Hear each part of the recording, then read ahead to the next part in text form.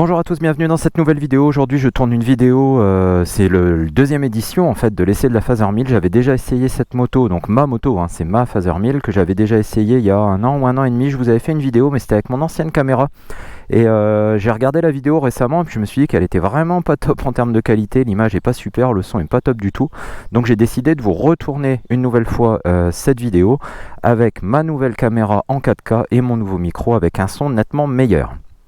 Alors petite présentation à l'arrêt de la moto. Alors je vais commencer tout de suite par les options qu'il y a dessus. Donc c'est une Phaser 1000 de 2002 sur laquelle j'ai une bulle haute fumée de la marque Puig. J'ai les rétros qui sont pas en bleu comme la moto. J'ai un éclairage LED, des tampons de protection. Elle est équipée d'un silencieux Dominator. Donc pour ceux que ça intéresse, je vous mets la petite fiche là juste en haut à droite. Et il y a une vidéo que j'ai fait sur le silencieux Dominator, sur l'installation, le test, les comparatifs de bruit, origine avec chicane, sans chicane. Je l'ai équipé aussi d'un top case Shad de 48 litres. D'un support de téléphone Quadlock. Donc là pareil, j'ai fait une vidéo sur les supports Quadlock. Donc je vous invite à aller la regarder. Et aussi l'indicateur de rapport engagé pour lequel j'ai fait un tuto d'installation. Donc c'est un indicateur de rapport engagé que vous payez même pas 20 € sur AliExpress. Et je vous ai fait un tuto complet pour l'installer sur la Phaser 1000. Le lien est juste ici.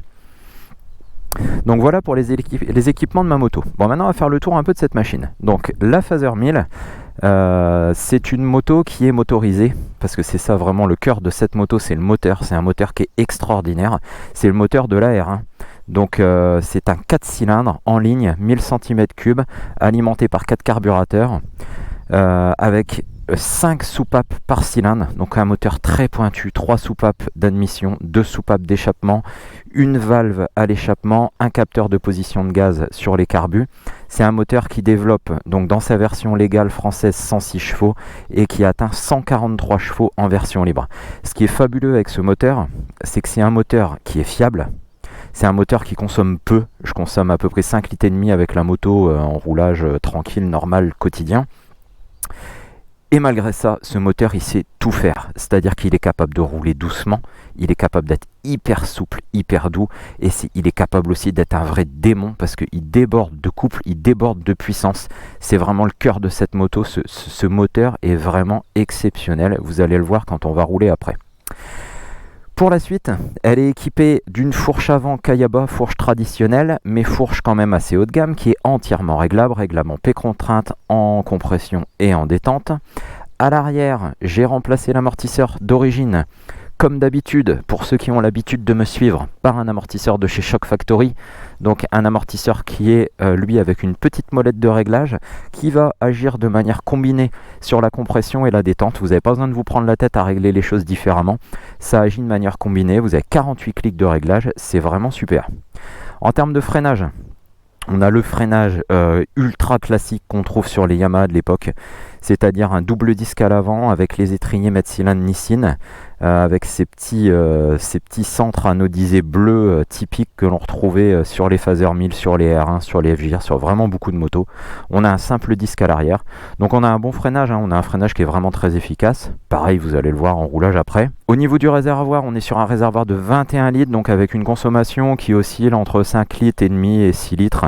On a une très bonne autonomie, on a facilement 300 km d'autonomie sans le moindre problème. Au niveau de l'instrumentation, donc c'est du très très basique, on a le strict minimum, on a le compteur de kilomètres, le compte tour, on a quand même une jauge à l'essence, ça c'est plutôt sympa. Le témoin de point mort, les pleins phares, l'alerte de défaut de pression d'huile, et puis après vous avez un compteur kilométrique, vous avez 2 tripes et une horloge. Voilà, donc à l'arrière, je trouve que c'est une moto qui n'est pas démodée en termes d'esthétique, que ce soit à l'arrière ou à l'avant, elle est vraiment pas démodée, elle est vraiment super jolie, enfin en tout cas à mon goût. Quand je l'avais achetée, elle avait un passage de roue, moi j'ai tout remis d'origine, parce que comme je roule beaucoup et je roule notamment sous la pluie, j'ai remis vraiment tout ce système d'origine avec les clignotants d'origine et la grosse bavette. On a une transmission finale par chaîne, on a une boîte de vitesse à 6 rapports, qui est franchement pas mal. Les boîtes YAM sont pas réputées pour être top, mais la boîte de la Phaser elle est vraiment sympa, elle est quand même assez douce, assez souple, les rapports s'enchaînent vraiment bien. Comparé à ma FJR 1300, c'est vraiment nettement mieux. Dernière petite chose que je vous ai pas présentée, et ça pareil j'avais fait quelques vidéos là-dessus, elle est équipée d'une dashcam. Donc vous retrouvez à l'avant une petite caméra comme ça 4K, vous retrouvez une caméra Full HD à l'arrière avec un système embarqué. Donc on a une télécommande qui est ici, on a tout un système embarqué sur la moto. Voilà pour cette présentation à l'arrêt. Ce que je vous propose maintenant, c'est d'aller rouler. Alors pour cet essai, on va faire le circuit habituel, toujours le même circuit quand je fais mes essais, qui permet d'avoir de la route départementale, de la ville, un peu de voie rapide. Ça permet de tester la moto vraiment dans toutes les conditions, donc c'est plutôt sympa. Donc là, le classique, je tourne toujours ici pour avoir un virage un peu raide. Ça permet de voir un peu la maniabilité de la moto. Donc le 1000 phaser, ça va tout seul. Donc c'est une moto qui fait 230 kg, mais qui est très bien équilibrée, qui se prend vraiment très facilement en main, très rapidement. Elle est très maniable.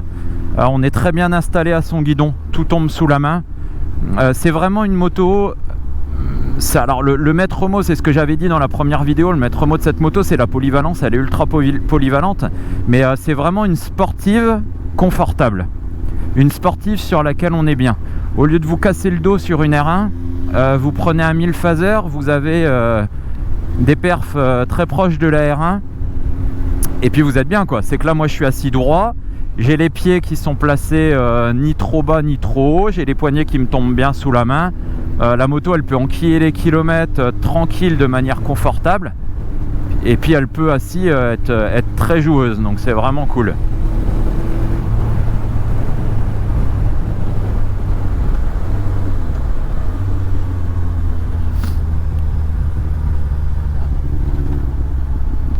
Donc à basse vitesse comme ça, hein, là, dans les petits enchaînements, ça se place vraiment tout seul. Ah, je l'ai pas dit tout à l'heure, j'ai pas parlé de la monte pneumatique quand j'ai fait la présentation à l'arrêt, mais donc moi la mienne, elle est montée en Michelin Road 6, qui sont vraiment d'excellents pneus. On est en 120 à l'avant, 180 à l'arrière. Donc là, en évoluant tranquille, on démarre en mode cool. Vous voyez que là, j'évolue entre 2005 et 3500 tours. Les rapports s'enchaînent tout seuls. La boîte, pour une boîte Yamaha, est vachement douce. Ça va vraiment bien. Là, je suis en 6. Je suis en 6 à 70. Je suis à 3000 tours. Et ça va tout seul. Le moteur est extrêmement souple. En roulage quotidien, pépère, vous pouvez vraiment évoluer sur des bas régimes. Peu de conso, peu de bruit. Et le moteur est souple et reprend vraiment dès les plus bas régimes. Et puis il reprend vraiment bien. C'est un moteur qui est très coupleux. Il n'y a absolument pas besoin de tomber un rapport, ça va tout seul. Là je suis à 50 en 4, je suis à peine 2500 tours. Après, le petit inconvénient de cette moto avec ce moteur extraordinaire, c'est qu'elle est un peu pousse au crime, hein. C'est qu'il faut vraiment avoir un peu de plomb dans la tête pour pouvoir la rouler tous les jours sans faire n'importe quoi, parce que le moteur est vraiment très très puissant et on arrive vite à des vitesses élevées. Alors là, on est sur ma petite portion que j'aime bien pour tester les suspensions, parce qu'on est sur une petite départementale assez bosselée, et ça permet bien de se rendre compte de la stabilité et du confort de la moto. Donc là, en termes de suspension, on est confort, hein. Attention, je suis pas ballotté dans tous les sens. Par contre, on est déjà un petit peu ferme. On voit qu'il y a quand même un petit ADN sportif dans cette moto. Et je vais pas avoir des suspensions molles qui vont absorber, comme ça peut être le cas sur ma FJR. Là, on est quand même un peu plus ferme. Alors c'est pas un gros bout de bois, mais on est quand même un peu plus ferme. On sent que c'est une moto qui est taillée pour l'attaque. Je l'ai jamais fait avec la Phaser, mais je pense qu'il y a moyen de l'emmener sur piste et de se faire plaisir sans aucun problème. Le moteur est pas trop bruyant, c'est ça qui est cool malgré le silencieux Dominator. Là quand j'enroule, je suis entre 80 et 90, je suis à 3500 tours. L'avantage de la valve à l'échappement, c'est que là mon exep à ces régimes là il est fermé. Et du coup je gagne en couple. Et ça m'abaisse un peu la sonorité. Donc quand vous êtes en ville, vous traversez des villages où vous faites une longue distance à rythme constant, vous n'avez pas la tête fracassée par le bruit de la moto. Par contre, dès que vous montez dans les tours, là c'est autre chose, quoi. La valve s'ouvre et là en termes de bruit, les sensations sont vraiment sympas. On passe sur toute autre chose.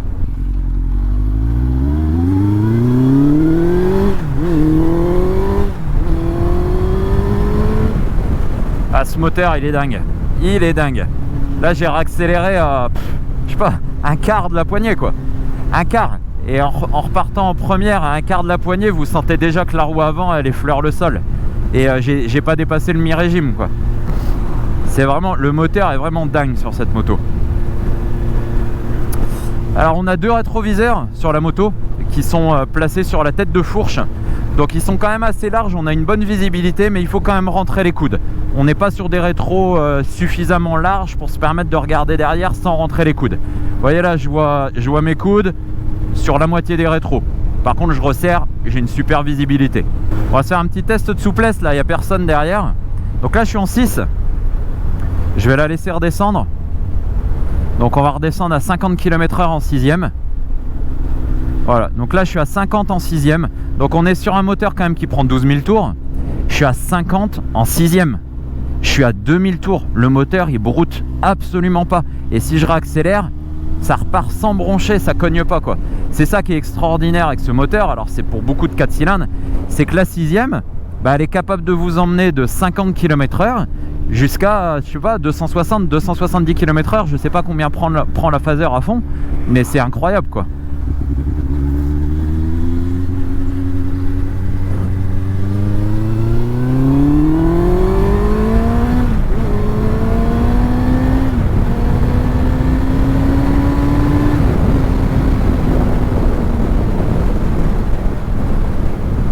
Qu'est-ce que ça marche!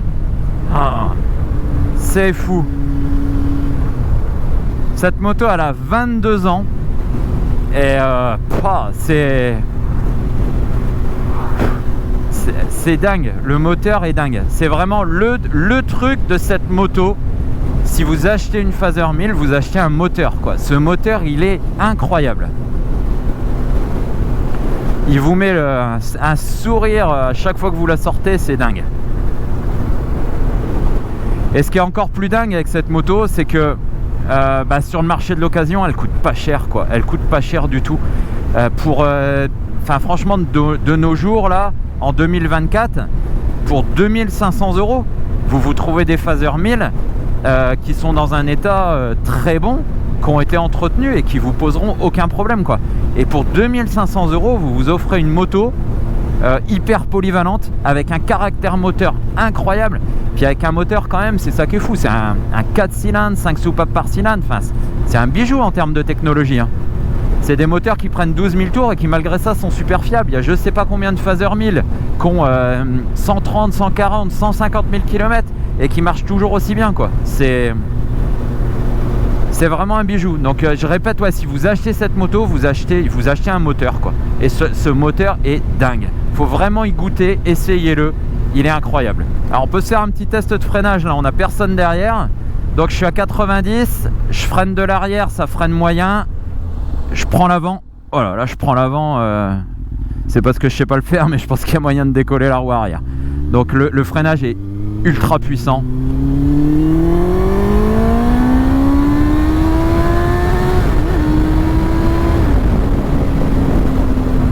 Et ce moteur est ultra dingue.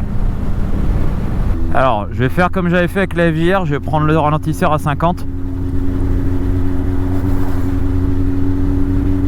Et puis vous voyez, alors vous vous en rendez compte sur la caméra hein, mais malgré les suspensions qui sont quand même plus fermes que sur la FJR, bah ça absorbe quand même très bien. La moto reste stable, c'est-à-dire qu'elle va pas pomper, elle va pas rebondir. En descendant du ralentisseur, elle va pas s'affaisser pour rebondir derrière, non. Elle va descendre, elle va reprendre sa place. Regarde, encore un ralentisseur, là je suis à 50.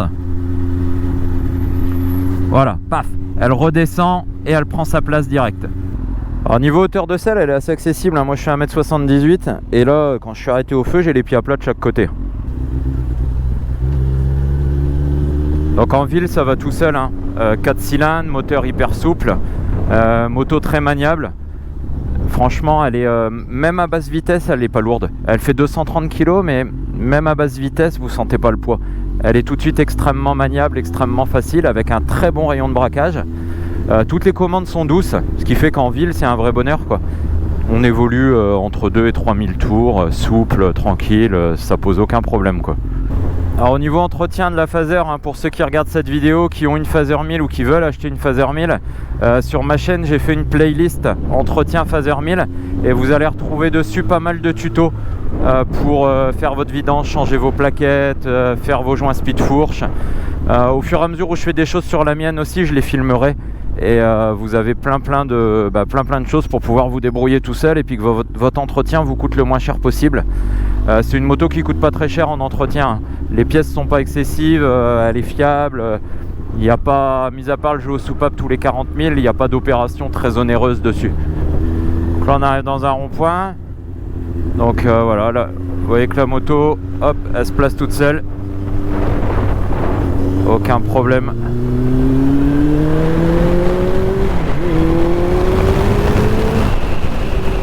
Et la boîte, j'adore la boîte quoi. C'est vrai que ça fait quelques semaines là que je roule qu'avec le 1300 FJR. Je peste un peu avec la qualité de la boîte de vitesse sur la FJR.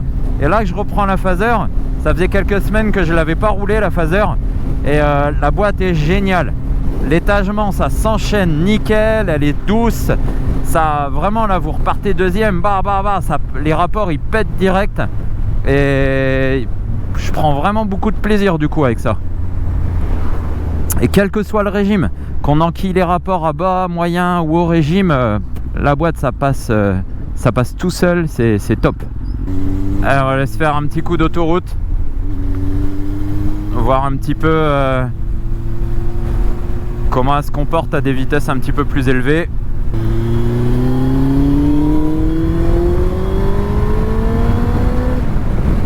Ce qui est bien, c'est que j'ai pas trop de difficultés à m'insérer quoi, c'est ça qui est cool.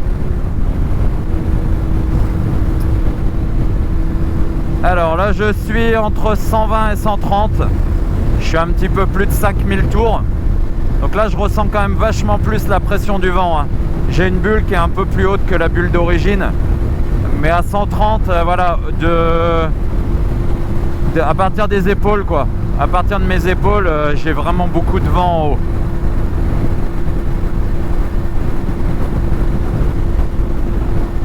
Par contre, en termes de stabilité, c'est un rail, hein, ça bouge pas. Là, je suis à 130 stabilisé, entre 5000 et 5005.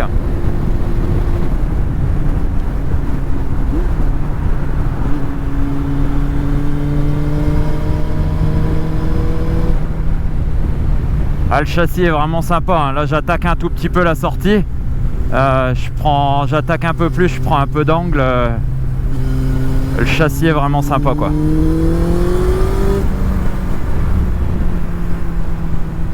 J'aimerais bien l'emmener sur circuit un jour ma moto. Je pense qu'une petite sortie piste loisir tranquille, hein, une sortie piste sans prise de risque, vraiment pour kiffer quoi. Je pense qu'il y a moyen de se faire plaisir.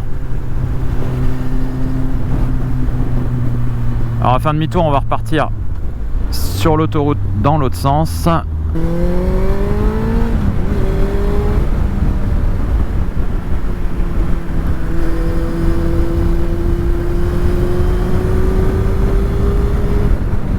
Ah, c'est un bonheur, c'est un bonheur.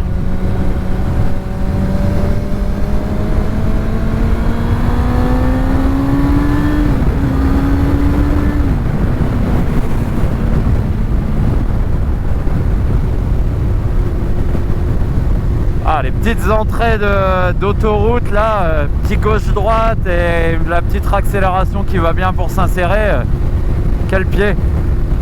Alors on va faire juste un petit test de reprise juste avant la sortie. Donc là je suis à 130. Si j'ai juste besoin de doubler, juste une petite reprise.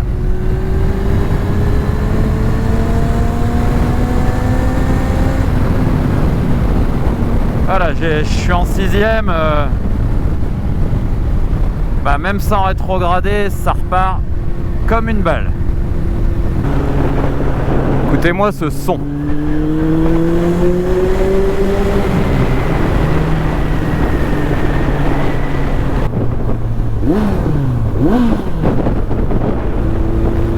J'adore. Voilà, il va être temps de conclure avec cette vidéo. Donc c'est une moto que j'adore, hein, ça vous l'aurez compris en entendant mon essai. Malgré ça, je pense qu'en étant parfaitement objectif, c'est une moto à laquelle j'ai du mal à trouver des défauts. Parce que malgré son âge, elle vieillit extrêmement bien, que ce soit esthétiquement ou en termes de qualité. La peinture, les plastiques, tout, ça bouge pas. C'est vraiment du super matos. Le moteur est top, la fiabilité est top, l'entretien est pas onéreux, la consommation est plus que raisonnable. C'est des motos qui se trouvent carrément pas chères, qui pour moi sont sous-cotées à mort, parce que vous en trouvez à 2000-2500 euros qui sont belles, hein, pas des épaves quoi. Et c'est fou quoi.